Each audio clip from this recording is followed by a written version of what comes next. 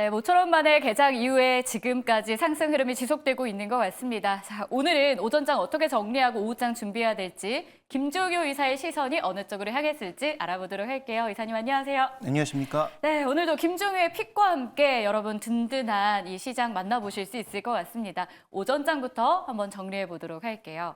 어떻게 한마디가 정리됐을까요? 이사님은요, 신고가, 역시 팩트 위주로. 그런데 이걸 외국인이 주도하고 있다라는 겁니다. 극명한 것 같아요. 대형주 위주로 개장부터 매수하는데 역시 또 삼성전자, SK하이닉스가 매수 상위에 자리하고 있더라고요. 네, SK 하이닉스까지 사는 게 정말 오랜만인 것 네. 같아요. 거의 뭐 삼성전자만 사다가 그리고 IT 업종 사면서 다른 종목들 좀 팔면 전체 매수 강도는 좀 떨어지는 것으로 보이지만 대부분 오후장으로 흘러가면서 매수 금액은 꾸준하게 확대되는 모습을 보여왔고요. 오늘 외국인이 이렇게 하이닉스 사주니까 하이닉스의 탄력이 붙으면서 신고가로 가는 또 지수도 신고가를 한번 터치하는 그런 모습을 보여주고 있다는 관점에서 일단 그동안 좀 답답하셨을 거예요. 미국도 지수 올라가고 일본 올라가고 하는데 그러니까요. 우리 지수도 너무 못 올라갔으니까. 그래서 이렇게 신고가를 만든 것은 분명히 의미가 있고요. 그동안 뭐 2,700, 2,800 지수별로 의미 없다라고 말씀을 드렸는데 이렇게 2,900선에 근접하면서 2,800 위에서 안착하는 모습을 보여주면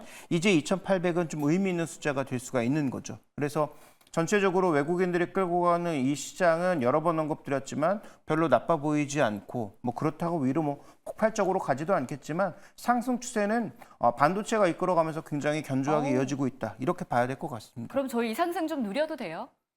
지금 이미 누리고 계셔야 될 거라고 생각을 하고요.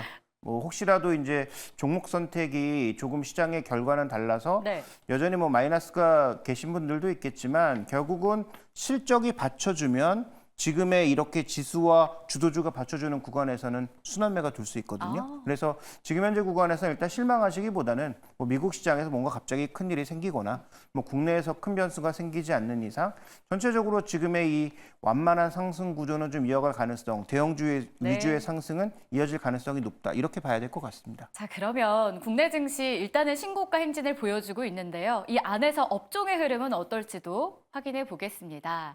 자, 증권주가 최근에 좀 상승 테마 안에서도 상위의 자리를 꾸준히 하고 있는데 오늘도 보이고요. 그리고 오늘은 삼성의 언팩 영향일까요? IT 부품, 뭐 메타버스 정도 눈에 띄고 오늘 상장한 시프트업까지 보이고 있습니다. 시프트업이 전 조금 궁금하더라고요. 게임 시총 3위 자리를 탈환한 데 이어서 2위인 넷마블 자리도 넘보고 있다던데 맞나요? 네, 맞습니다. 그래서 IT 부품이야 조금 이따 얘기 나눌 거기도 하고 네. 뭐 많이 말씀드렸으니까 뭐 언급드릴 이유가 별로 없고요. 증권업종은 그동안 우리가 밸류업 하면 보험하고 은행, 금융지주만 얘기했었는데 증권업종도 오늘은 꽤 두각을 나타내면서 여러 종목군들이 공의 강세를 보여주고 있다는 점, 여기엔 또 가장 중요한 포인트가 실적이라는 점. 네. 그래서 PF와 상대적으로 좀 멀리 떨어져 있는 그런 종목군들 위주, 혹은 뭐 PF가 문제가 생기더라도 어느 정도 좀 커버가 가능한 그런 종목군들의 상대적 강세가 나타나고 있다고 봐야 될 것 같고요. 시프트업은 조금 의미가 있는 게 그 시총 자체가 의미가 있습니다. 왜냐하면 이제 그 게임 쪽으로 엔터테이너나 게임 쪽으로 투자하는 ETF 같은 경우 이렇게 대형주 들어오게 되면 지금 패시브 분배를 또 할 수밖에 없는 상황이거든요. 그래서 오늘 시총을 어느 정도 규모로 만들어 주느냐에 따라서 달라질 수 있고요. 최근에 신규 종목 중에서 외국인들이 첫날부터 좀 강하게 드라이브를 건 종목은 거의 없다고 없었어요. 보여지는데 오늘은 지금 뭐 매수 1위에 보일 정도로 뭔가 들어오고 있는 모습이에요. 네. 그래서 이 시프트업의 지금 뭐 게임과 관련된 부분들 앞으로 주목해 봐야 되겠지만 단기적으로 보면 이런 ETF 수급 분배에 따른 시총 싸움 자체가 하나의 또 포인트가 될 수도 있거든요. 그래서 이런 수급적인 부분도 시프트업과 관련된 게임에 대해서는 한번 주목해 볼 필요가 있을 것 같습니다. 네, 저희가 오늘의 섹터도 한번 잘 지켜보도록 하겠습니다. 자, 그러면 김종효 이사는 오늘 어떤 종목과 섹터를 눈여겨보고 있을까요? 김종효의 픽 본격적으로 출발해 보도록 할게요. 자, 오늘은 힌트가 나왔었는데 IT 부품을 좀 더 구체적으로 들어가 보려고 합니다. 갤럭시 언팩의 영향이겠죠. 부품 수요가 증가될 것이 암시가 되었다라고 보시는데요. IT 부품 이제 다시 날갯짓 가능하겠습니까? 네, 최근 들어서 이미 뭐 꿈틀거리고 있는 종목군들이 꽤 보이죠. 네. LG 디스플레이, 뭐 삼성전기 이 시간에 뭐 여러 번 언급드렸던 종목들인데 충분하게 꿈틀거리고 있고 LG노텍 마찬가지고 그다음에 뭐 BH라든지 최근에 뭐 대덕전자 뭐 이런 종목군들까지 전반적으로 좀 확산되는 양상이에요. 그래서 여러 번 언급드렸지만 하반기에 신제품들이 쏟아져 나오는 게 핵심이고요. 갤럭시 언팩의 각각의 제품에 대해서 그렇게 크게 주목하실 필요는 없다.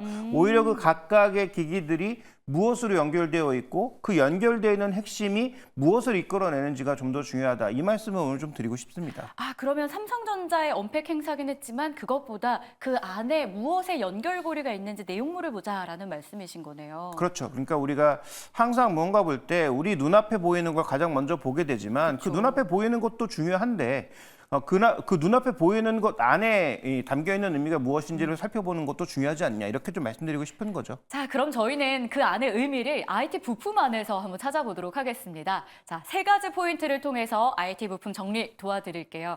사실 언팩 행사 이후에 많은 분들이 좀 궁금해하세요. 뉴스 기사로만 지금 언팩 행사 내용을 보신 분들이 많기 때문에 리포트를 토대로도 힌트를 얻을 수 있을 것 같습니다.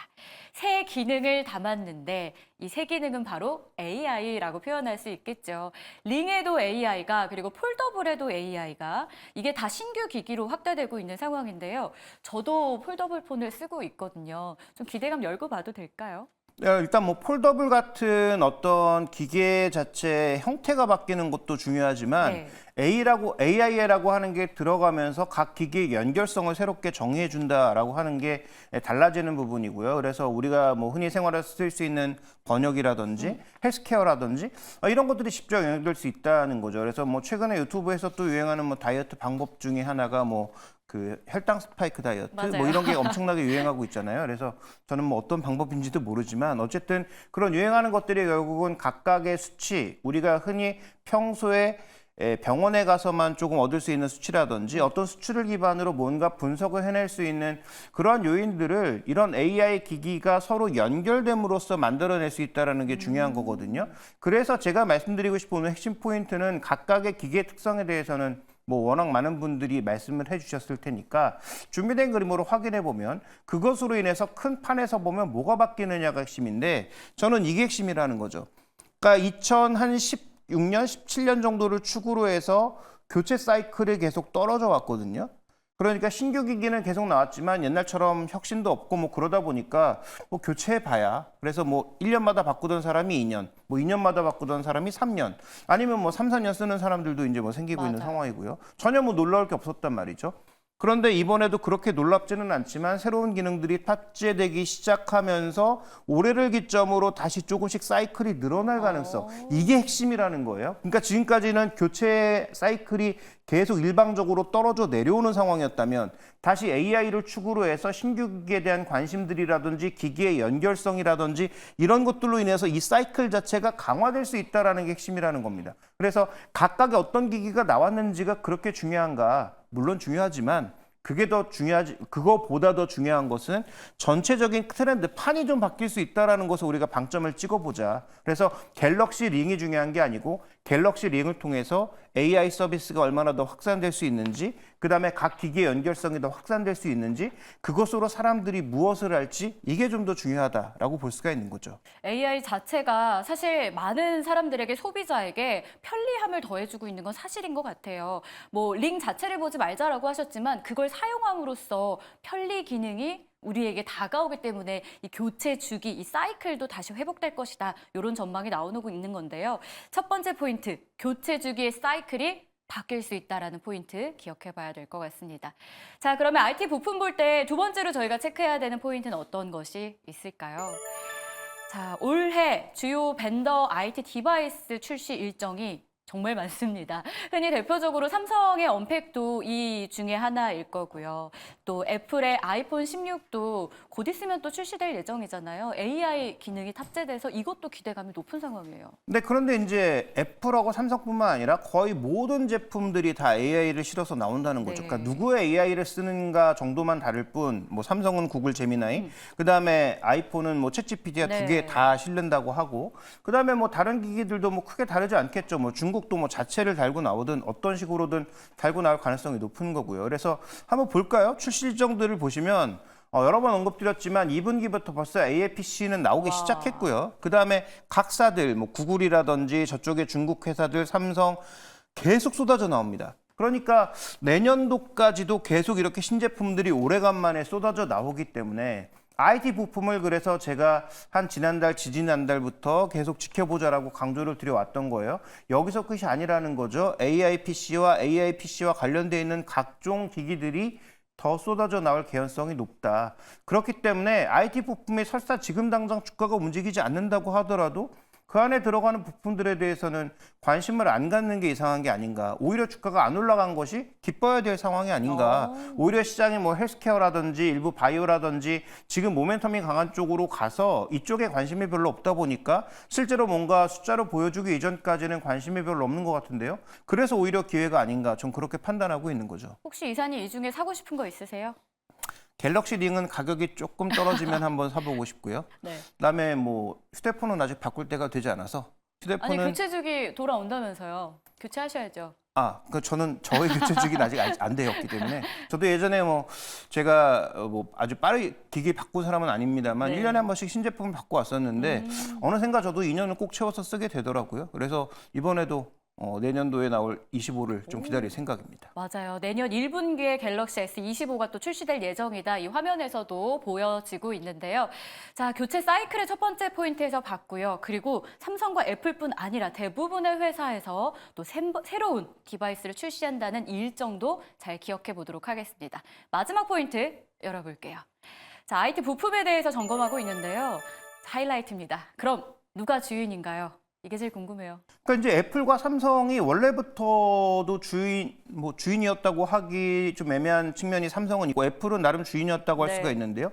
근데 지금 애플이 자체 AI가 없잖아요. 그러면서 AI 시대로 가면 애플이 과연 주인인가? 라고 얘기하고 싶은 거죠. 그런데 중요한 것은 어쨌든 AI가 중요하고 AI가 축을 잡아서 챗GPT와 구글 제미나이가 양대 축을 이룰 것으로 보이고 있지만 그런데 이것이 발현되는 것은 어디다? 결국은 하드웨어, 기기라는 거죠. 그래서 준비된 그림 보시면 우리가 폴더블만 하더라도 하반기에 이렇게 여러 가지 제품들이 다각도로 나올 걸로 예상을 하고 있습니다. 그럼 여기서 말씀드리고 싶은 핵심 포인트는 뭐냐? 각각의 제품들 다 중요하고 서비스를 어떻게 녹였는지 중요하지만 우리가 지금 IT 부품에 대해서 얘기하고 있으니까 여기에서 공통적인 IT 부품이 뭐냐를 우리가 따져볼 필요가 있는 거죠. 자, 아몰레드 다 들어갑니다. OLED 다 들어가죠. 디스플레이 들어가죠. 그 다음에 이 안에 카메라 들어가죠. 그 다음에 램, 그 다음에 DDR 램, 그 다음에 이 안에 그 CPU, AP죠. 어플리케이션 네. 프로세서 들어가죠. 그러니까 이런 공통적으로 들어가는 부품을 누가 만드는지가 중요하다라는 거죠. 그러면 그런 잘 만드는 소위 이제 플래그십에 들어갈 만한 좀 이익을 낼 수 있는 그런 부품을 만드는 회사들의 실적은 그동안은 별로 볼 게 없었는데 자, 지금부터는 지난번에도 말씀드렸던 대로 셀아웃까지는 우리가 기대를 안 하더라도 셀인 효과만으로도 충분히 이익이 올라갈 것을 기대할 수 있겠다. 그래서 2분기까지 실적이 실망스럽더라도 실망할 게 없다. 오히려 주가가 빠지면 여기에 공통적으로 들어가는 대형 부품사들에 대해서는 오히려 매수 관점으로 접근하는 게 유리하겠다. 이렇게 판단할 수밖에 없는 거죠. 지금 계속 공통적으로 해주신 이야기가 제품 자체도 중요하지만 이것보다 이 안에 들어가는 부품 그리고 각 연결 고리를 보자라는 거였습니다. 근데 이렇게 화면만 봐도 9개 제품이에요. 여기에 들어가는 부품도 정말 많을 텐데 공통적으로 들어가는 부품을 보자라고 하면 압축이 좀 필요합니다. 이사님이 도와주시죠. 네, 일단 메모리 당연히 많이 들어갈 거고요. 디스플레이 많이 들어갈 겁니다. 그래서 삼성전자는 제품도 만들고 그 안에 들어가는 주요 부품들도 거의 네. 다 만든다는 측면에서 당연히 이제 관련주로 뽑을 수가 있는 거죠. 그래서 관련주로 우리가 생각해 보면 기본적으로 삼성전자, SK하이닉스는 당연히 들어가는 거고요. 그다음에 이제 삼성전기 여러 번 강조드렸지만 이 안에 들어가는 MLCC를 포함한 다양한 부품들이 중국과 삼성에서 동시에 터질 가능성이 높다라고 봐야 될 것 같고요. LG 디스플레이는 차량용뿐만 아니라 이런 IT 제품들에 들어가는 채택률이 소형에는 작지만 중형 제품들에 많이 들어가면서 최근에 주가가 올라가고 있는 이유를 거기서 찾아볼 수 있기 때문에 이렇게 공통적으로 들어갈 수 있는 부품 이뿐만 아니라 PC까지도 확장될 수 있는 그런 부품들에 대해서는 우리가 계속 관심을 가지고 최근에 주가가 조금 올라왔다고 하더라도 겁먹지 말고 네. 더 매수해야 된다. 저는 이렇게 판단하고 있습니다. 자, 그러면 그런 부품을 개발하고 있는 기업들 저희가 한번 보도록 하겠습니다. 김종우 이사님이 한 4개 기업을 선정을 해주셨는데요. 각각의 매력이 또 있겠죠. 네, 뭐 삼성전기는 여러 가지에 들어가고요. LG 디스플레이도 말씀드렸고요. 대덕전자나 신택 같은 기업들이 PC가 늘어나거나 다양한 어떤 PCB의 수요가 다시 증가한다는 측면에서 관심을 좀 가질 필요가 있을 것 같고요. 그다음에 뭐 자화전자는 삼성전자와 애플 양쪽에 모두 들어간다라고 말씀을 드렸고, 삼성전기도 뭐 중국 업체 쪽에 꾸준하게 부품을 공급하고 있으니 이런 종목들의 전반적인 수익성 향상이 적어도 3분기 이후부터는 기대된다. 이렇게 정리해 볼 수 있습니다. 적어도 3분기 이후부터는 관련주들의 주가 흐름도 저희 그럼 기대해 보도록 하겠습니다. IT 부품에 대해서 간지러웠던 부분 시원하게 긁어드렸는데요. 도움되셨길 바라면서 이사님과는 인사 나누도록 할게요. 고맙습니다.